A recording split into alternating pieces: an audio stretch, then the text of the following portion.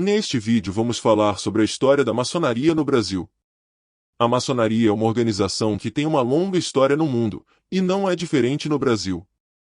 A chegada da maçonaria no Brasil ocorreu no final do século XVIII, período em que o país passava por uma fase de transformações, com a chegada da família real portuguesa em 1808, que trouxe consigo uma série de mudanças políticas, culturais e sociais. Neste vídeo, vamos explorar como a maçonaria contribuiu para a construção do país, desde a sua fundação até os dias atuais. Seja bem-vindo ao canal Maçom BR. Não deixe de se inscrever no canal e ativar o sininho para receber notificações de novos vídeos semanais sobre a maçonaria. Para você que ainda não sabe o que é a maçonaria, aqui vai um pequeno resumo. A maçonaria é uma organização fraternal e filosófica que tem como base a busca pela verdade, a promoção da virtude e o aperfeiçoamento moral e espiritual do ser humano.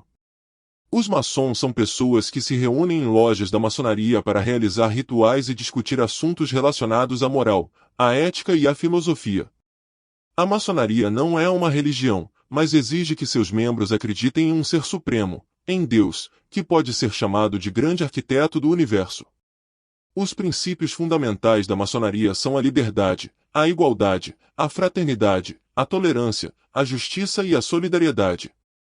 A organização tem uma longa história que remonta ao século XVII e está presente em diversos países do mundo, incluindo o Brasil.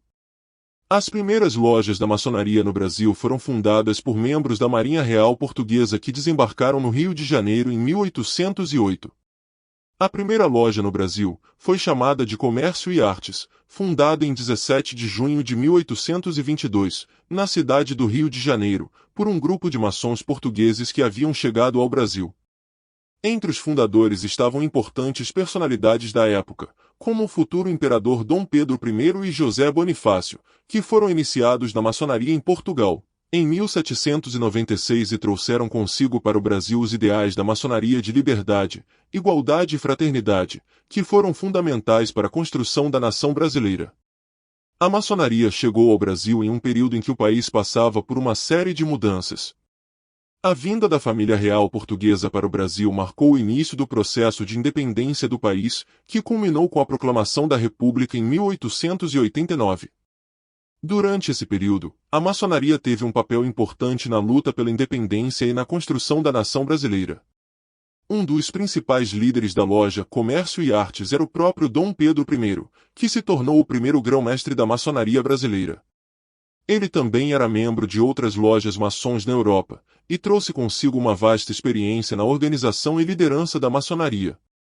A presença de Dom Pedro I na maçonaria brasileira ajudou a popularizar a maçonaria entre a elite política e intelectual do país. Vários outros líderes importantes, incluindo José Bonifácio de Andrada e Silva, o Visconde de Cairu e o Visconde de Itaboraí, tornaram-se membros da loja Comércio e Artes e de outras lojas estabelecidas posteriormente. A maçonaria exerceu uma grande influência sobre Dom Pedro I, que defendia os ideais de liberdade, igualdade e fraternidade propagados pela organização. Em 1822, quando o Brasil estava em processo de se tornar independente de Portugal, Dom Pedro I foi coroado imperador e promulgou a primeira Constituição do país, que foi fortemente influenciada pelos ideais maçons.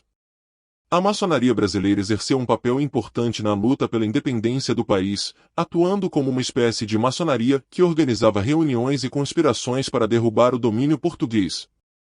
Vários líderes maçons, como José Bonifácio de Andrada e Silva, participaram ativamente do processo de independência, usando os ideais maçons como base para a construção de uma nova nação. Várias lojas foram estabelecidas em todo o país, e muitos líderes políticos e intelectuais eram membros ativos da maçonaria.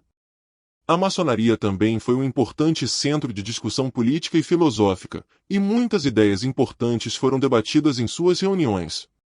A maçonaria brasileira também teve um papel importante na luta pela abolição da escravatura.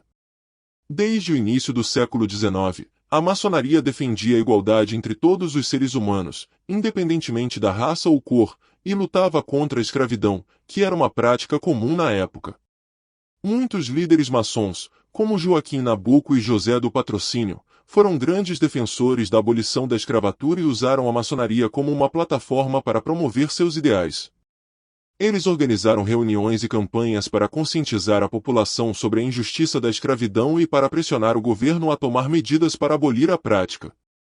A maçonaria brasileira também ajudou a financiar e organizar movimentos abolicionistas, como a Confederação Abolicionista e a Sociedade Brasileira contra a Escravidão, que tiveram um papel fundamental na pressão política que levou à abolição da escravatura em 1888.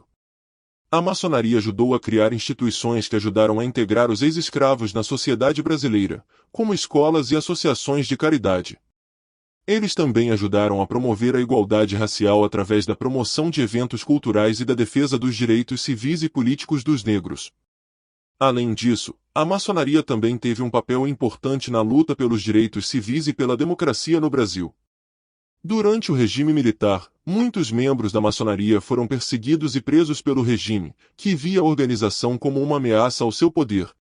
No entanto, a maçonaria continuou a lutar pela democracia e pelos direitos civis, e muitos maçons se tornaram líderes políticos e sociais importantes após a redemocratização do país. Aqui estão alguns momentos históricos no Brasil em que a maçonaria esteve presente. Em 1930, a Revolução de 1930, liderada por Getúlio Vargas, contou com a participação ativa de vários maçons, incluindo João Neves da Fontoura e Lindolfo Collor. Participação na construção de Brasília. De 1956 a 1960, a maçonaria brasileira teve uma forte presença na construção da nova capital federal, Brasília, na década de 1950. Vários dos arquitetos e urbanistas envolvidos no projeto eram maçons. Campanha pelas diretas. Já, 1984, a maçonaria apoiou a campanha pelas eleições diretas para presidente em 1984, que foi um importante marco no processo de redemocratização do Brasil. Em 1985, a redemocratização do Brasil começou após anos de ditadura militar. Alguns líderes políticos que desempenharam papéis importantes nesse processo, como Tancredo Neves, eram maçons. Constituição de 1988. A Constituição de 1988 também teve a influência da maçonaria, especialmente em relação à defesa dos direitos humanos. Atualmente, a maçonaria continua a ter uma forte presença na política brasileira. Vários políticos de destaque são membros da ordem, e a maçonaria continua a desempenhar um papel importante na sociedade. Vale ressaltar que a lista mencionada anteriormente não é exaustiva e existem muitos outros momentos históricos em que a maçonaria esteve presente no Brasil, inclusive, no desenvolvimento da cultura, arte e educação.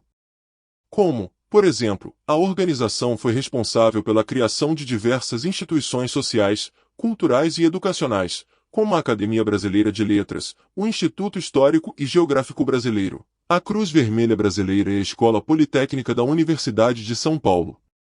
Hoje, a maçonaria continua ativa no Brasil, e conta com milhares de membros em todo o país.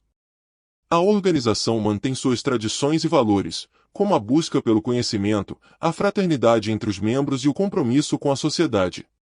A maçonaria também tem um papel importante na promoção do diálogo interreligioso e da tolerância entre as diferentes crenças e culturas. Gostou do conteúdo? Então, convidamos você a compartilhar suas dúvidas e opiniões sobre a história da maçonaria no Brasil nos comentários. Aproveite e se inscreva no canal Maçom BR para receber mais conteúdo sobre a maçonaria. Ative o sininho para ser notificado dos novos vídeos semanais e ajude-nos a disseminar o conhecimento para mais pessoas. Até o próximo vídeo.